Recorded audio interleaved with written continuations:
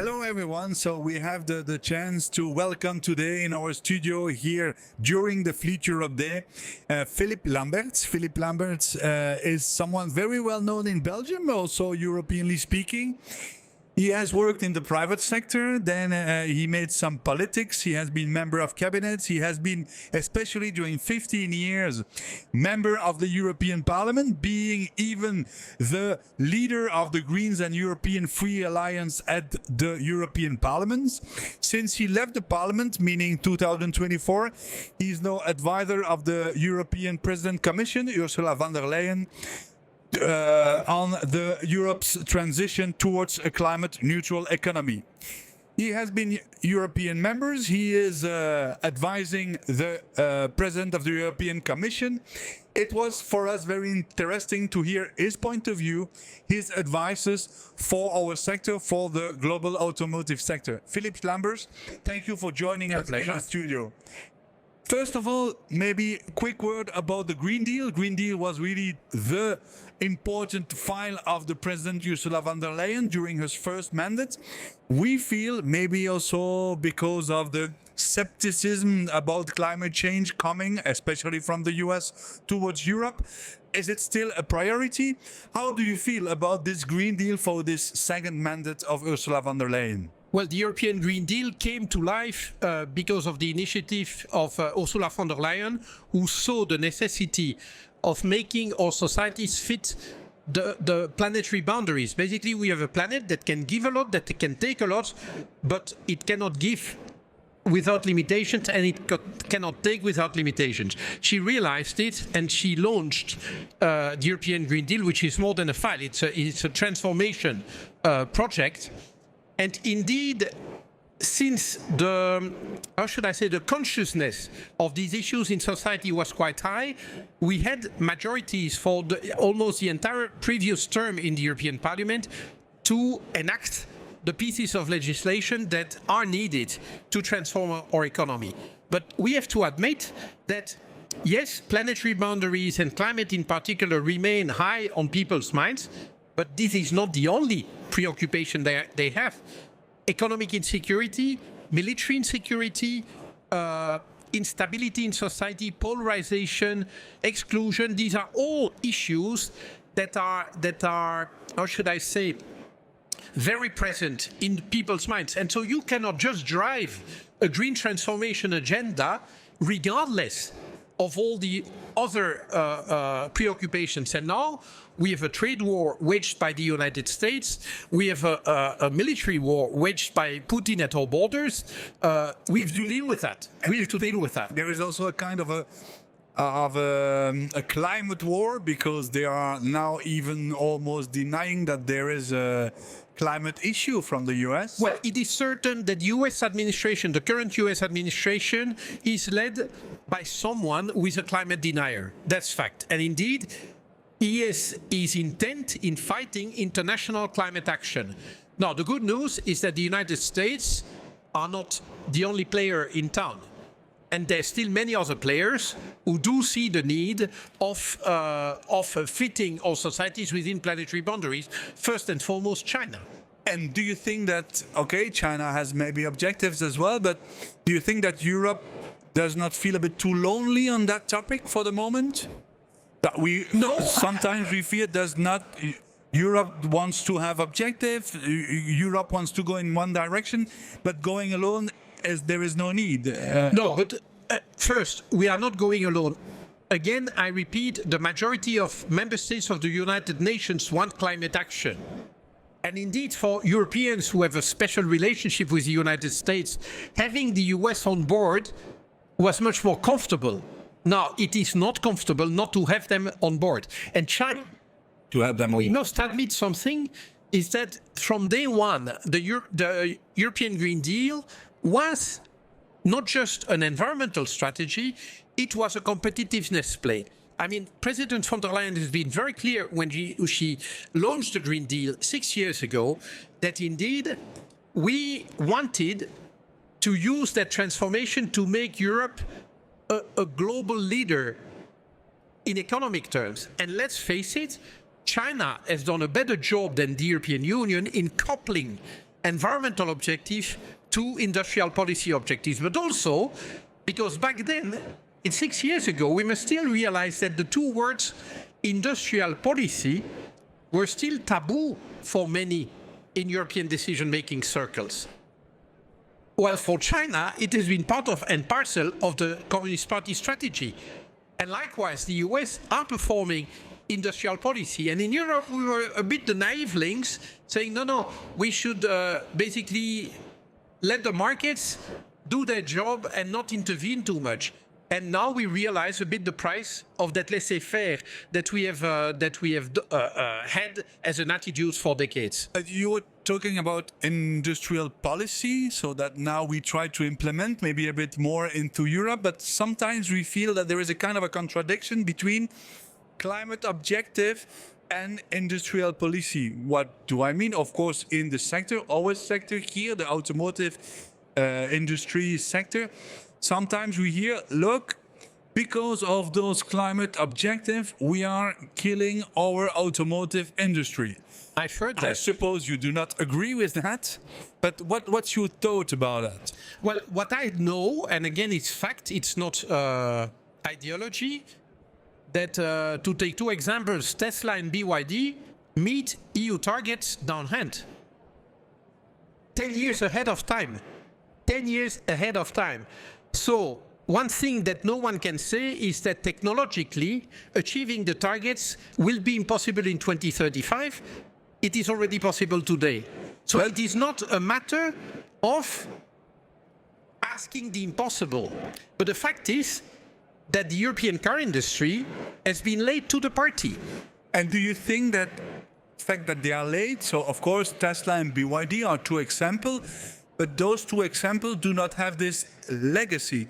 So they do not have this installed factories, people who are already working there. So maybe making a transition takes more time, or is maybe a bit more difficult than coming from scratch or creating from scratch a new... I agree. Starting from a clean sheet is easier, but it is also challenging because you have no position in the market. You have to conquer it. So one difficulty compensates the ease that you have. Okay, you have an advantage starting from a clean sheet. You are disadvantaged because you are a challenger.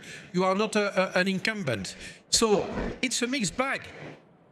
But again, it is not like, I visited BYD in 2013 in Shenzhen, China. Okay. I didn't know about this company. You didn't even know the name?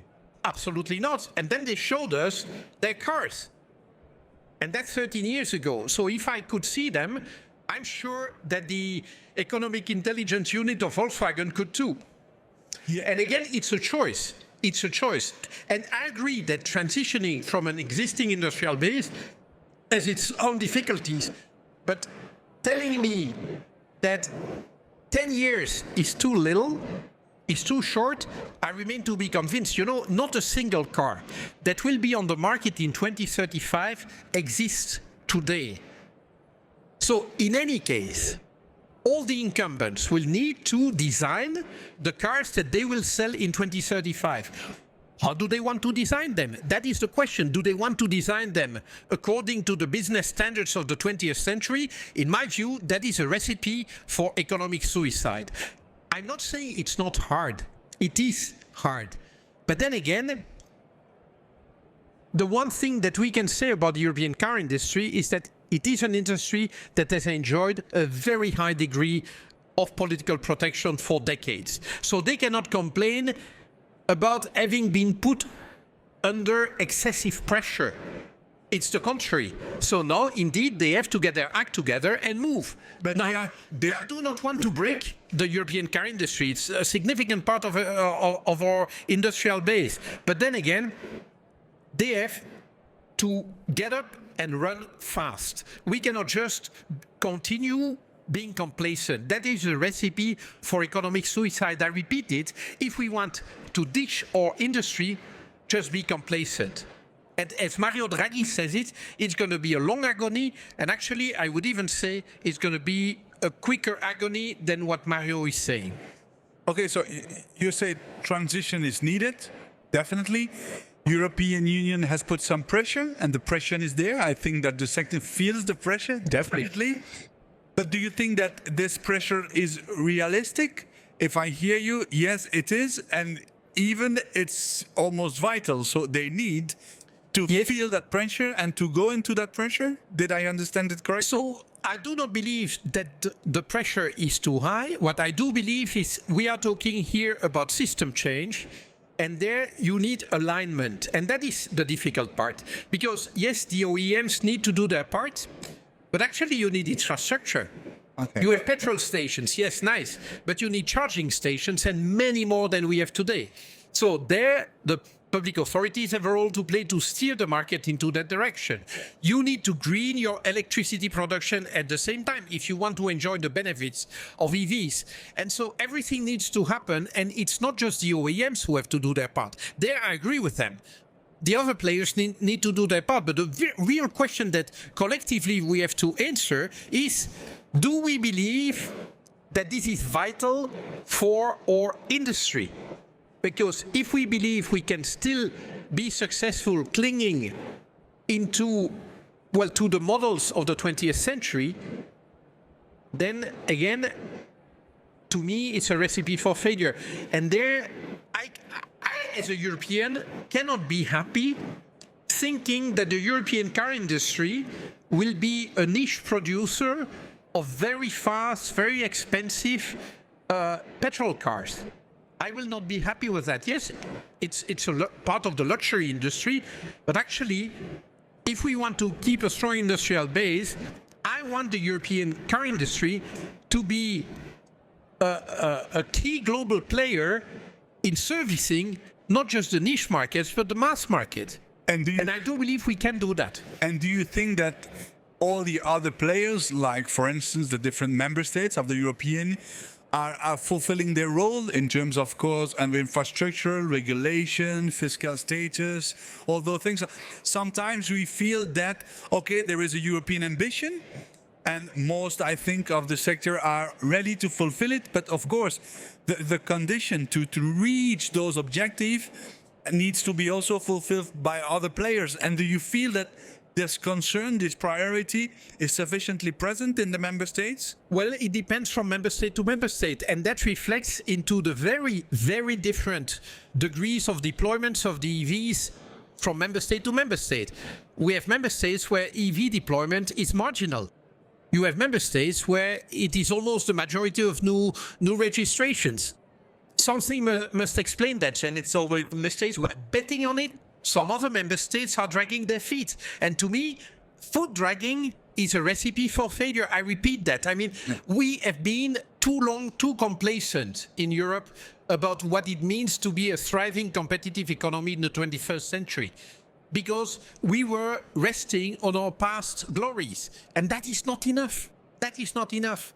Okay, transition is needed, and here we are in the middle of the village of the Fleet Europe days, and of course, let's maybe have a discussion on the role that all the leasing sector can play in that aspect, because now we know that one registration out of two in Europe is a leasing car, so it's an important new part of the registration.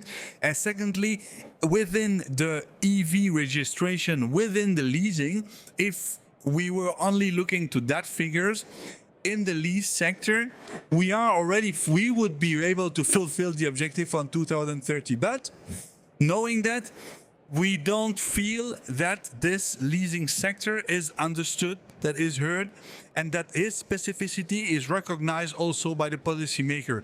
Do you agree with that? I agree, and indeed, first, I agree with the fact that fleet managers basically must be the bulwark of the transformation, and indeed, you have the mass that is needed to do that. So indeed, your sector deserves attention from policymakers, and it's for a reason that I'm here today. But then again, you know, who knows Arval? Ask people on the street, they won't know. Who knows who Volkswagen is? Most of the people in the street will know it. And that reflects into the policy-making circles too. I mean, deficit of image. It is a deficit of image, clearly. And then again, well, the sheer lobbying power, you know, in order to be visible and heard, you need to be present where decisions are being prepared. And there, indeed, bigger companies have more clout because they can pay, well, teams in Brussels, in Washington, elsewhere, to explain what their businesses are and how they can contribute or how they need to be More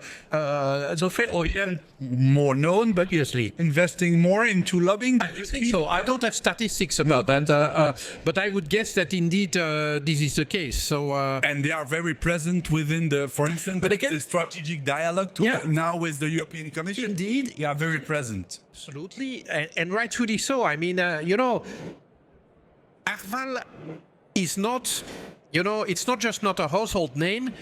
Arval does not have a big factory in Wolfsburg or in Stuttgart or I don't know in the In France or anywhere in Europe, yeah. But when you close a car factory or battery factory someplace, it is visible.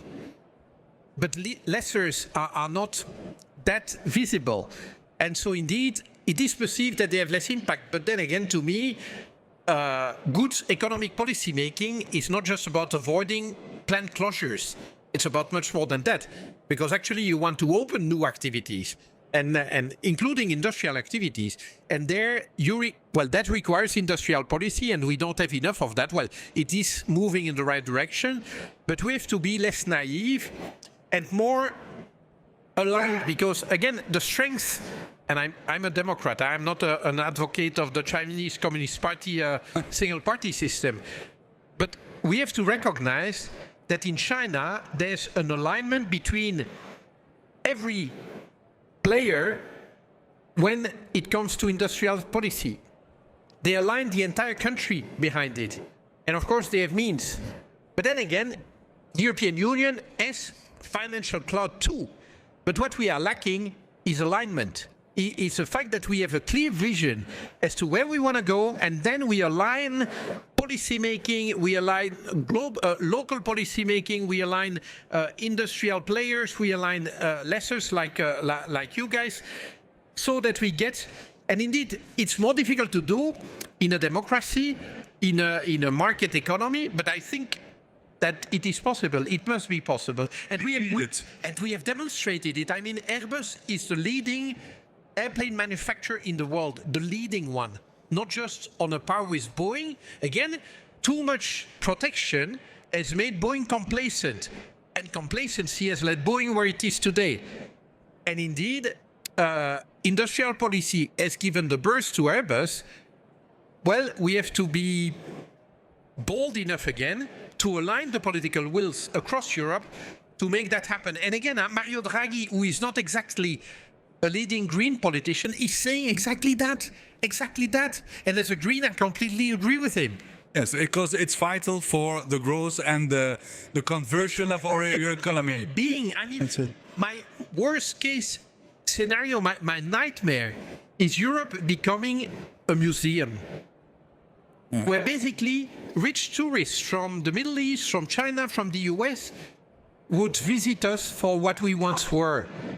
Of course, we have nice remnants of our past, and I'm proud of them.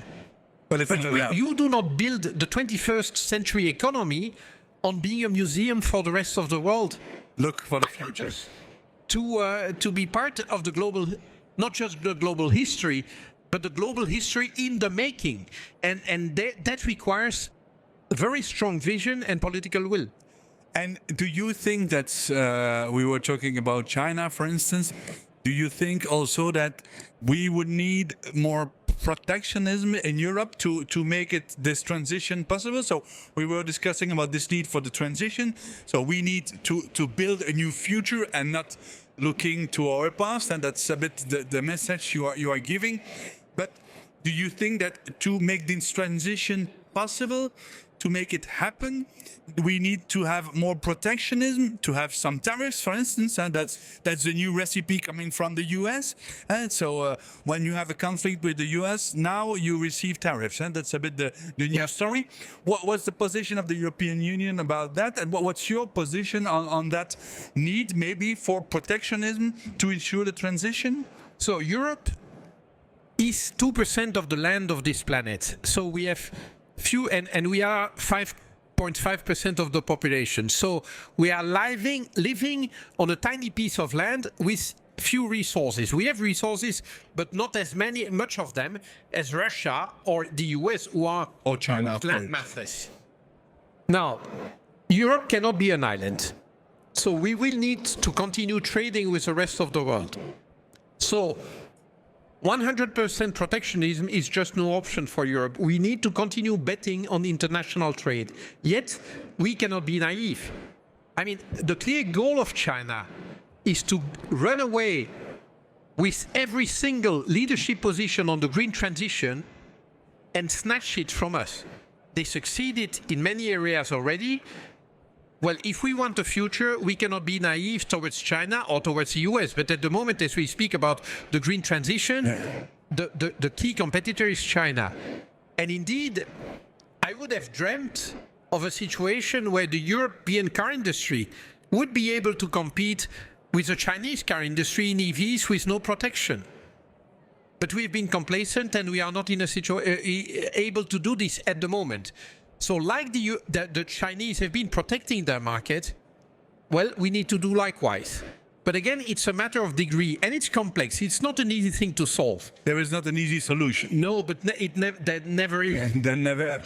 And indeed, in this age of polarization around black and white and friends and enemies, actually we tend to forget that the world is complex and that solutions are complex and require nuance and compromise, and that is not compatible with a black-white vision of society. But I'm sure I don't need to convince you of that. But let's admit that even though we are not in such a bad position as the US are, where you have the impression that it's two countries at war with one another, we are not there in Europe, but I do see a risk of us falling into that trap, and we have to avoid that. And basically, my job is to help avoiding us falling into that trap. Thank you very, very much for this discussion. It was well balanced, and it shows also the need for dialogue to correctly understand each other. It's very, it's essential, and it's also part of the possible story of the future. Thank you very much for this nice conversation, and let's continue the discussion furthermore in the future because we need this dialogue. Thank you very much. A pleasure.